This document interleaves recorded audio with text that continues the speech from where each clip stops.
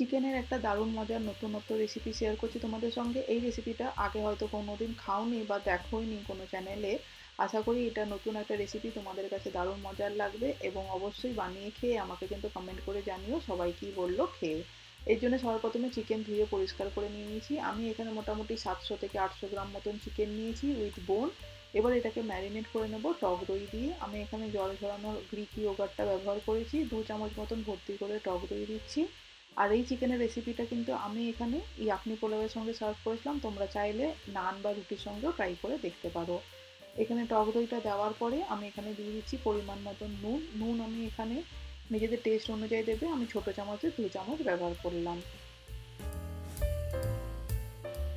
এরপরে দিয়ে দিচ্ছি 1 চামচ হলুদ গুঁড়ো আর সামান্য একটু পিঞ্চ অফ চিনি। চিনিটা কিন্তু অ্যাভয়েড করতে পারো, বাট দিলে কিন্তু টেস্টটা ব্যালেন্স থাকবে রান্নার, সেই জন্য আমি অল্প করে একটু চিনি ব্যবহার করি।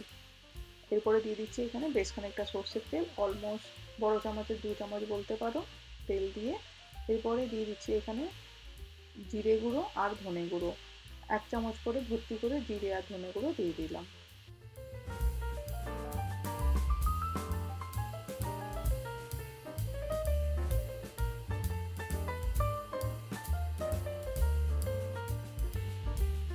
সব কিছু হয়ে গেছে। এরপর আমি হাতের সাহায্যে ভালো করে এটাকে ম্যারিনেট করে রেখে দেবো ফ্রিজের মধ্যেই। আমি এটাকে মিনিমাম হাফ অ্যান আওয়ারের জন্য রেখেছিলাম। তোমাদের কাছে টাইম বেশি থাকলে তাহলে চাইলে এটাকে ওভারনাইট রাখতে পারো বা 2-3 ঘন্টার জন্য রাখতে পারো। আমি এখানে হাফ অ্যান আওয়ার করে ফ্রিজ থেকে বার করে নিয়েছি। এবার এটাকে রুম টেম্পারেচার আসতে দেবো 5 থেকে 10 মিনিটের জন্যে। আমাদের চিকেন কিন্তু খুব সুন্দর ম্যারিনেট হয়ে গেছে। এরপরে কড়াই একটা গরম করতে বসিয়ে দিলাম, তাতে দিয়ে দিলাম আবার একটু সামান্য সর্ষের তেল। আমি এটা সর্ষের তেলে করছি, তোমরা চাইলে এটা যে কোনো তেলেই করতে পারো, সাদা তেলেও করতে পারো, বাট আমি ম্যারিনেশনে সর্ষের তেল দিয়েছি তাই এখানেও সর্ষের তেলই ব্যবহার করেছি। তেলটা গরম হতে সবার প্রথমে দিয়ে দিলাম 1 টুকরো দারচিনি আর তার সঙ্গে 4-5টা এলাচ ফাটিয়ে। এটাকে গরম হতে হতে তার সঙ্গে দিয়ে দেবো আমি বেশ খানিকটা চপ করে রাখা পেঁয়াজ। আমি এখানে সাদা পেঁয়াজ ব্যবহার করছি, তোমরা যে কোনো লাল পেঁয়াজ সাদা পেঁয়াজ যা ইচ্ছে ব্যবহার করতে পারো, বাট পেঁয়াজের কোয়ান্টিটিটা একটু বেশি থাকবে এই রান্নায়। আর এর মধ্যেই দিয়ে দিতে হবে তেলের মধ্যেই বড় করে রাফ করে কেটে রাখা আমাদের কাছে আদার কুচি। আমি এখানে মোটামুটি হাফ ইঞ্চির মতন আদা কুচি নিয়েছি। আদা কুচি আর গোটা গরম মশলা আর তার সঙ্গেই দিয়েছি পেঁয়াজ কুচি। তার সঙ্গেই আমি আরও দিয়ে দেবো এখানে কয়েকটা কাজু বাদাম ভিজিয়ে রেখেছিলাম, এখানে 7-8 পিস কাজু বাদাম দিলাম। কয়েকটা কাঁচা লঙ্কা দিয়ে দিচ্ছি তার সঙ্গেই।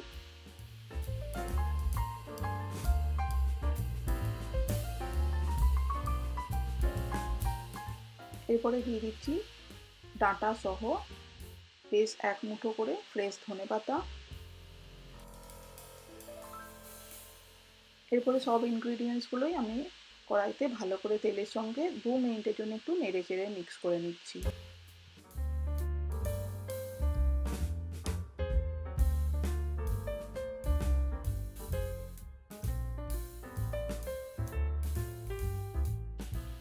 একটু ভাজা ভাজা হয়ে এসছে। এরপরে দিয়ে দিচ্ছি আমি এখানে 1 মুঠো ফ্রেশ পেঁয়াজ কলি। পেঁয়াজ কলির কিন্তু আমি পেঁয়াজের অংশটা দিইনি, জাস্ট উপরের যে পেঁয়াজ কলির অংশটা থাকে সেই পোর্শনটাই দিলাম, সবুজ পোর্শনটা দিয়ে আবারও ভালো করে মিক্স করে নিচ্ছি। এরকমভাবে পেঁয়াজ কলি দিয়ে হয়তো আমরা চিকেন কোনোদিনই খাই না, বাট একবার এই রেসিপিটা ট্রাই করে দেখো, দারুণ টেস্টি লাগবে খেতে, একদম অন্যরকমই টেস্ট হবে এটার। পেঁয়াজ কলি আর ধনে পাতাটা অবশ্যই ব্যবহার করবে, ফ্রেশ এখন মার্কেটে পাওয়া যাচ্ছে শীতকালে, তাই এই শীতকালে এই চিকেনের রেসিপিটা একবার ট্রাই করে দেখতেই পারো। ভালো করে সব কিছু একটু ফ্রাই করে নিলাম 3-4 মিনিটের জন্য। দেখো এরকম যখন ভাজা ভাজা হয়ে এসছে, কাঁচা গন্ধ সমস্ত চলে গেছে, এটাকে একটা পাত্রে বার করে নিচ্ছি। এরপর এটাকে ঠান্ডা করে দেবো, দিয়ে তারপর আমি মিক্সার গ্রাইন্ডারে সামান্য একটু জল দিয়ে এটাকে একদম স্মুথ পেস্ট করে নিচ্ছি।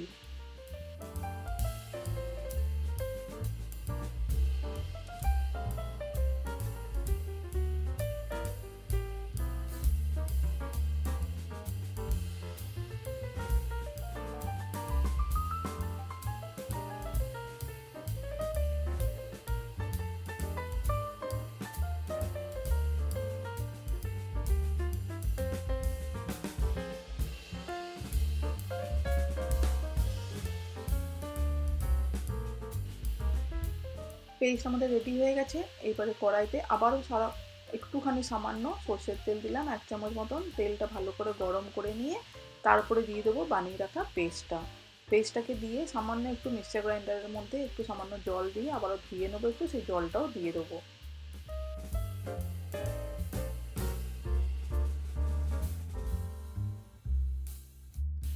এরপরে মশলাটাকে ভালো করে কষাতে হবে যতক্ষণ না মশলাটার কালারটা একটু চেঞ্জ হয়। আর কাঁচা গন্ধ বেশি থাকবে না, বিকজ অলরেডি ফ্রাই করাই ছিল মশলাটা।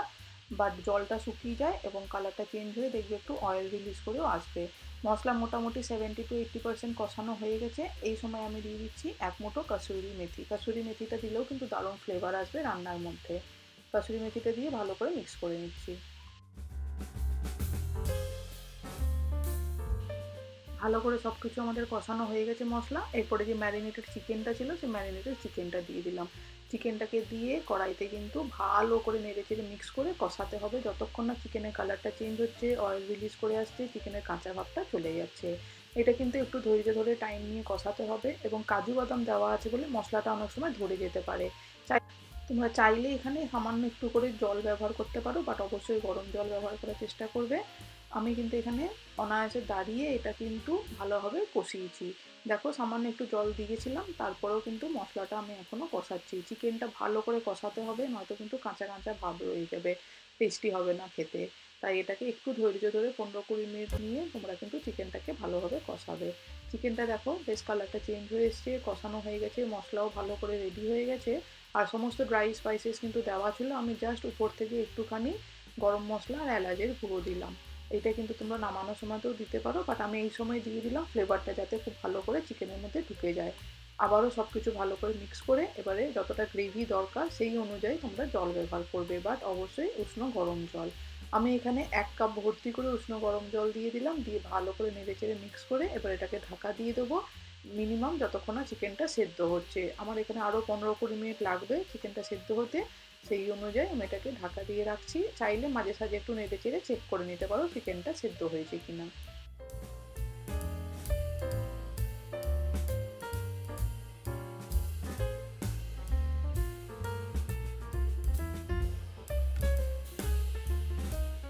এটা কিন্তু ধানিয়া চিকেন একদমই নয়, বিকজ ধানিয়া চিকেনে কিন্তু তোমাদের এই সব মশলা পড়ে না এবং তার সঙ্গে কিন্তু পেঁয়াজ কলিও পড়ে না। তাই অবশ্যই ট্রাই করে দেখতে পারো। নামানোর জাস্ট 2 মিনিট আগে আমি চেক করে নিয়েছি চিকেনটা ভালো করে সেদ্ধ হয়ে গেছে, গ্রেভি যতটা দরকার ততটা আছে। এটা কিন্তু একটু ঠান্ডা হলে জমে যাবে গ্রেভিটা।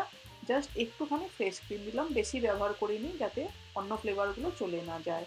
তাই একটু ফ্রেশ ক্রিম দিয়ে ঢাকা দিয়ে স্ট্যান্ডিং টাইম দিয়ে রেখেছিলাম, তারপরে নামিয়ে দিয়েছি। দেখো এটা একদম দুর্দান্ত কিন্তু চিকেনটা রেডি হয়ে গেছে। এটাকে আমি বিরিয়ানি বা পোলাওয়ের সঙ্গে সার্ভ করেছিলাম, তোমরা চাইলে এটা নান, রুটি, পরোটার সঙ্গেও খেতে পারো।